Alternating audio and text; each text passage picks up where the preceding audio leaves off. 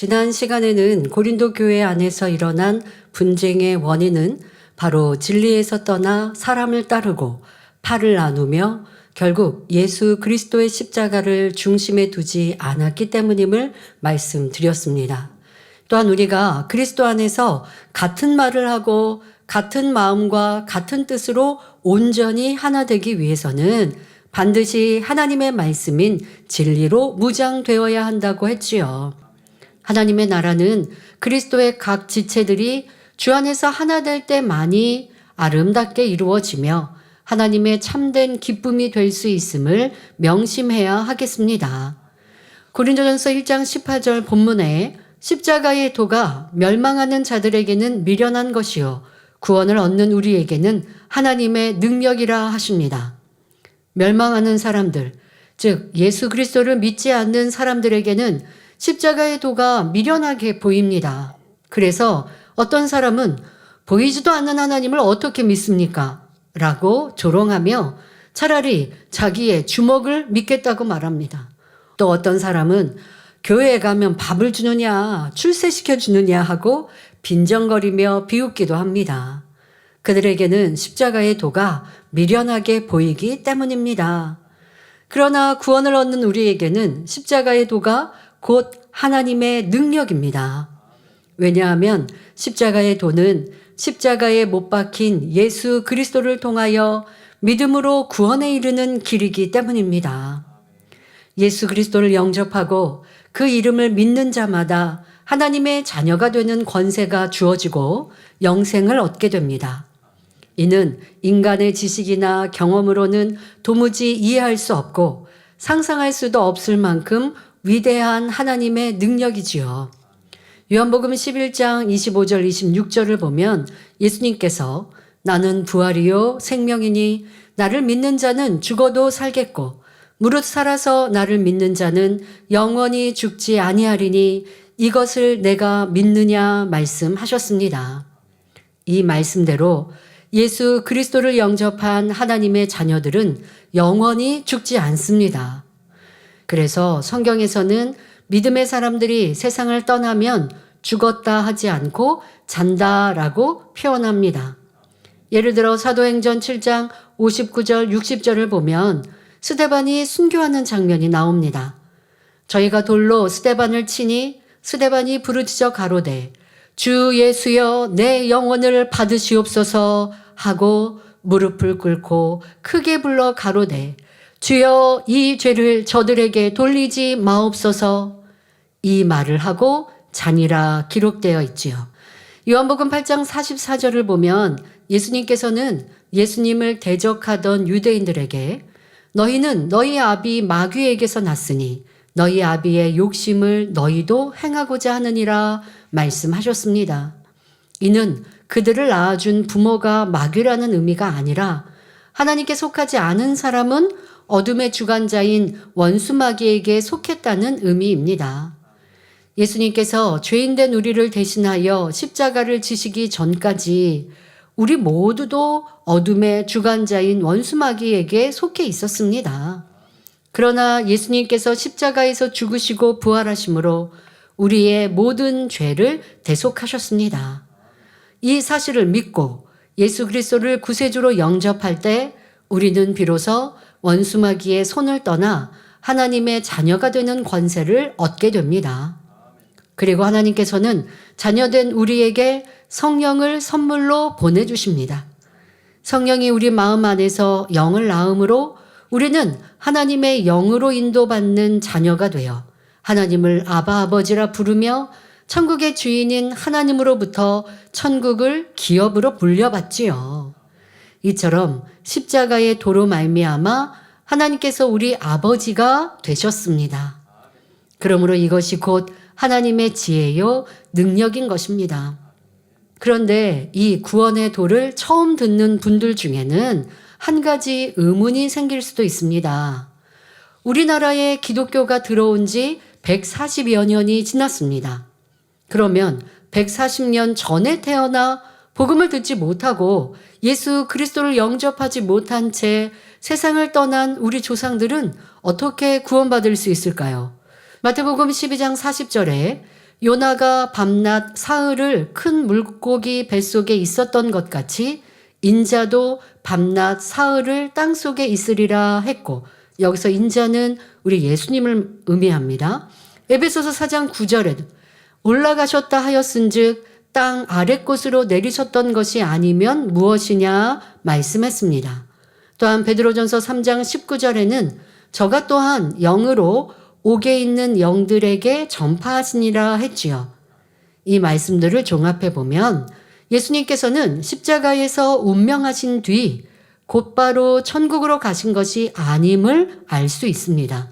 즉 옥에 있는 영들에게 복음을 전하신 후 3일 만에 부활하신 것이지요. 그 이유는 무엇일까요? 구약시대의 사람이든 신약시대 사람이든 복음을 한 번도 접하지 못한 사람 중에도 신을 인정하며 선하게 산 사람들이 있었기 때문입니다. 그런 분들이 주님을 알지 못했다고 그냥 지옥에 간다면 하나님은 선하시다, 사랑이시다 말할 수가 있겠습니까? 양심 심판에 의해 구원받을 수 있는 사람이 모여 있는 곳을 윗음부라고 하며, 반대로 구원받을 수 없는 악한 사람들이 모여 있는 곳을 아랫음부라고 합니다. 예수님께서는 이렇게 복음을 모르더라도 선한 양심으로 살아간 영혼이 모인 옥, 즉 윗음부에 내려가 복음을 전파하신 것입니다. 이어지는 본문을 보면 고린도전서 1장 19절에 기록된 바 내가 지혜 있는 자들의 지혜를 멸하고 총명한 자들의 총명을 폐하리라 하였으니 말씀합니다. 여기서 기록된 바라는 표현은 바로 구약 성경에 기록된 말씀을 인용한 것임을 나타냅니다. 이사야 29장 14절에 그러므로 내가 이 백성 중에 기이한 일, 곧 기이하고 가장 기이한 일을 다시 행하리니 그들 중에 지혜자의 지혜가 없어지고 명철자의 총명이 가리워지리라 라고 예언된 말씀입니다. 그런데 이 예언은 바로 예수 그리스도로 인하여 이루어졌습니다. 자, 스스로 지혜롭고 슬기에 있다고 여기는 사람들은 하나님의 나라를 깨닫지 못합니다. 하나님께서는 오히려 마음이 어린아이처럼 순수하고 겸손한 이들에게 하나님의 깊은 뜻을 나타내십니다. 그러므로 예수님께서는 마태복음 18장 3절에 진실로 너희에게 이르노니 너희가 돌이켜 어린아이들과 같이 되지 아니하면 결단코 천국에 들어가지 못하리라 말씀하셨지요. 어린아이와 같이 겸손한 사람은 마음문을 열고 예수 그리스도를 믿고 구원받으니 이런 사람들이 진정 지혜로운 사람인 것입니다. 그러나 스스로 지혜롭다고 생각하는 사람들은 자기의 지혜와 총명을 믿고 예수 그리스도를 영접하지 않으니 그 지혜와 총명은 헛되며 도리어 미련한 것이 되고 맙니다. 실제로 스스로 하나님 말씀을 잘 알고 지혜가 있으며 총명하다고 생각하던 율법사나 서기관이 눈앞에 나타난 메시아를 알아보지 못하고 십자가에 못 박고 말았습니다. 결국 멸망의 길로 간 그들에게 과연 지혜와 총명이 있다고 말할 수 있겠습니까? 오늘날도 세상에는 스스로 지혜롭다 자처하며 총명하다고 여기는 사람들이 많습니다. 자신의 학문이나 현대의학과 과학, 그리고 인간 문명이 이룩한 문화가 최상의 것이라 여기며 마치 모든 것을 이해하고 통제할 수 있는 것처럼 말하지요. 우리 하나님 편에서나 믿는 사람들 편에서 볼 때 이러한 것들은 참된 지혜일 수 없습니다. 왜냐하면 이 땅의 지식과 명예도, 권력이나 재물도, 심지어 건강조차도 결국은 사라질 유한한 것들이기 때문입니다. 그러면 우리가 살아오면서 배운 온갖 지식과 지혜를 모두 버리라는 말씀입니까? 그렇지 않습니다. 이는 그런 의미가 아니라 우리가 먼저는 하나님을 아는 지식과 예수 그리스도를 영접하는 지혜가 있어야 한다는 의미이지요. 그러므로 전도서를 보면 이 땅 위의 모든 것이 헛되다고 말씀하시며 오직 하나님을 경외하고 그 명령을 지키는 것, 바로 이것이 사람의 본분이며 헛되지 않은 삶임을 말씀하십니다. 이어지는 본문을 보면 사도 바울은 다음과 같이 질문합니다. 고린도전서 1장 20절에 지혜 있는 자가 어디 있느뇨? 선비가 어디 있느뇨? 이 세대에 변사가 어디 있느뇨? 하나님께서 이 세상의 지혜를 미련케 하신 것이 아니뇨 하셨습니다. 여기서 선비란 학자나 지식층을 가리키며 변사란 말솜씨가 뛰어난 논객이나 변론가를 의미합니다. 아무리 학문이 깊고 능란한 논리와 언변을 가졌다 해도 그것이 구원의 문제를 해결해 주지는 못합니다. 오히려 그 지식과 논리가 하나님을 멀리하게 만드는 요인이 된다면 그것은 차라리 없는 이만 못하지요. 그러니 이는 인간의 지식과 지혜가 하나님 앞에서는 얼마나 어리석은 것인지를 깨우쳐 주시는 말씀입니다. 아무리 뛰어난 과학자요 훌륭한 예술가라 한들 하나님을 경외하지 않는다면 그것이 무슨 유익이 되겠습니까? 우리가 아무리 학문을 많이 쌓고 세상에서 성공을 이루었다 해도 감히 창조주 하나님 앞에 나는 많이 배웠습니다. 나는 지혜롭습니다. 하고 자랑할 수는 없습니다. 오직 하나님께서 위로부터 주시는 지혜와 지식만이 참 생명을 줄 수 있음을 알아야 합니다. 하나님께서는 본문을 통해 바로 이 점을 강조하고 계십니다. 오직 하나님을 경외하는 이 진리의 말씀만이 모든 판단 기준이 되어야 합니다. 이어지는 본문을 보면 고린도전서 1장 21절에 하나님의 지혜에 있어서는 이 세상이 자기 지혜로 하나님을 알지 못하는 고로 하나님께서 전도에 미련한 것으로 믿는 자들을 구원하시기를 기뻐하셨도다 말씀하십니다. 세상 사람들이 아무리 스스로 지혜롭다 여겨도 그 지혜로는 결코 하나님을 알 수 없지요.